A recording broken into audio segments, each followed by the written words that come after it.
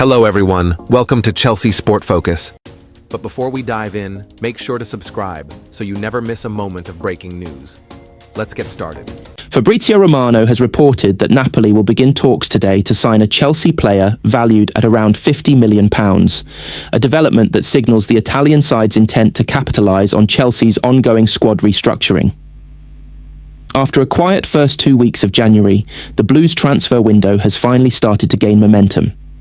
Chelsea are actively pursuing reinforcements at centre-back, with Jeremy Jay identified as a target to address defensive issues that have plagued the team this season. Meanwhile, the club is also closing in on the signing of Yissa Alao from Sheffield Wednesday, a young talent expected to feature in Chelsea's long-term plans. While significant exits are not anticipated this month, the club is keen to move players who are no longer part of first-team considerations, creating opportunities for others to join and integrate into the squad. Among the notable departures, Raheem Sterling remains a primary focus. Sterling has not featured in Chelsea's first-team squad for Premier League matches this season, and his situation has grown more pressing as Napoli looks to make contact with his representatives. Fabrizio Romano confirmed that Napoli would engage with Sterling's camp to explore a potential transfer, highlighting that this is not the first time the winger has been offered to the Italian club. Sterling has expressed a desire to play outside England, reflecting his wish for a fresh challenge after years in the Premier League. Chelsea, under new manager Romano, have maintained their stance that Sterling is surplus to requirements, and ongoing negotiations are expected to determine the player's immediate future. While Sterling's exit seems increasingly inevitable, another former exile, Axel Darcy, has been granted a lifeline. The French centre-back, once considered expendable and isolated from first-team activities, has returned to training after a season of uncertainty and a disappointing loan spell at Aston Villa. Rosenio has emphasised a clean-slate approach, making it clear that no player is automatically written off, but Darcy must prove his worth in training and matches. The timing of this reintegration coincides with a hamstring injury to Tosin Ndaraboyo, leaving Chelsea short in central defence during a congested schedule that includes Champions League commitments. Darcy's return underscores Rosenio's pragmatic approach to squad management, balancing immediate needs with long-term planning. In attack, Rosenio is managing a young and dynamic group of forwards, including Esteban Willian, Alejandro Garnacho, Cole Palmer and Jamie Gittins. Esteban, despite being just 18, has impressed in both domestic and European competitions, and Rosenio has communicated clearly that the Brazilian will not start every game. This approach ensures the player's development is protected while allowing Chelsea to maintain squad rotation and tactical flexibility. Rosenio has also emphasised the importance of managing expectations for young talents, ensuring that the excitement surrounding players like Esteban does not overshadow the need for consistent performance and learning at a senior level.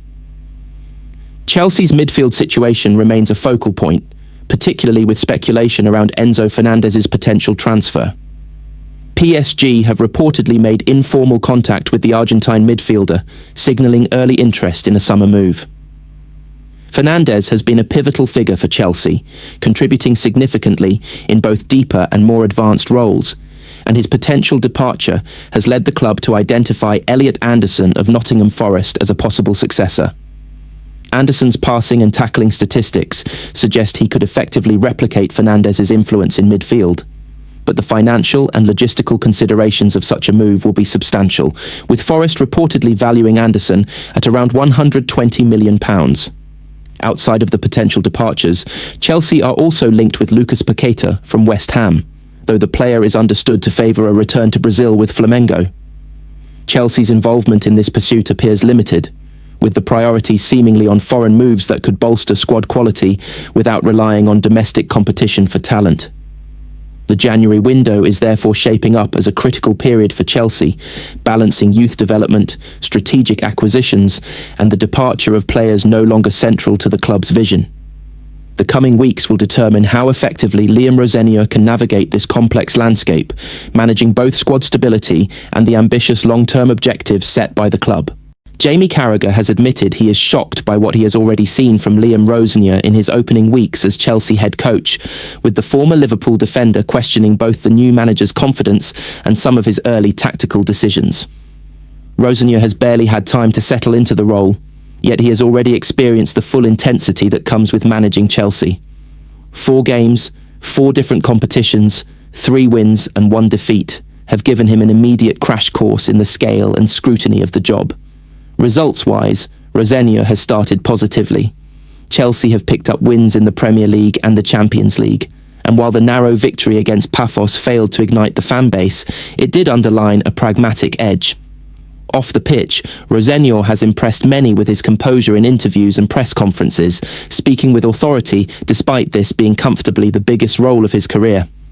That authority, however, is exactly what Carragher has taken issue with. Speaking on the overlap, Carragher suggested Rosinha may be coming across as overconfident, particularly given his relatively short managerial journey so far.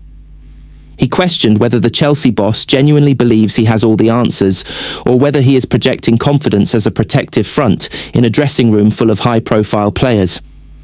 Carragher implied that Rosinha's background at clubs like Hull and Derby might be driving him to overcompensate in order to command respect at Stamford Bridge. The scrutiny has not stopped at personality. Carragher also raised concerns about Rosinha's early tactical ideas, highlighting Wesley Fofana's man-marking role on Martin Ødegaard as something he had rarely seen before. While the tactic disrupted Arsenal in moments, Carragher questioned whether such an approach is sustainable over a full season, especially in the Premier League. He went as far as to suggest Chelsea will not win the league under Rosinha, though he acknowledged the judgment may be harsh given the manager has only been in charge for 2 weeks. As Rosinha navigates this early criticism, Chelsea's January transfer activity is adding another layer of complexity. Midfield has suddenly become an area of concern following the lack of clear return timelines for Romeo Lavia and Dario Esugo.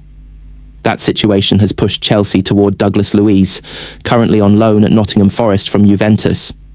Chelsea are exploring the possibility of hijacking that loan for the remainder of the season, but Fabrizio Romano has been clear that the club will not accept any obligation to buy.